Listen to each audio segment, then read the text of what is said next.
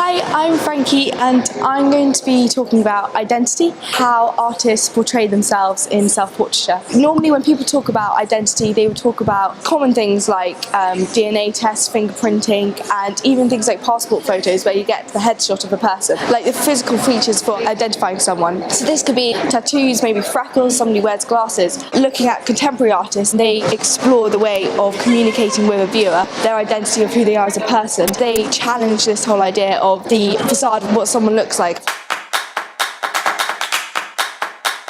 Initially looking at this piece of work, you wouldn't regard it as a self-portrait. When researching behind Grayson Perry's inspiration for doing this, he wrote that the Map of Days challenges the popular belief of identity as a sort of pearl.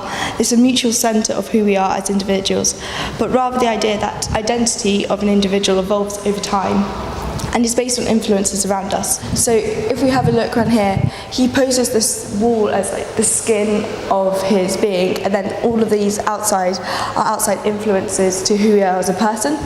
The identity for whose perspective is as we develop as a person over time. For me, I found this quite an alternative way of looking at portraying yourself. I've always regarded self-portrait as just the headshot and what you look like, whereas he explores this alternative way of capturing yourself.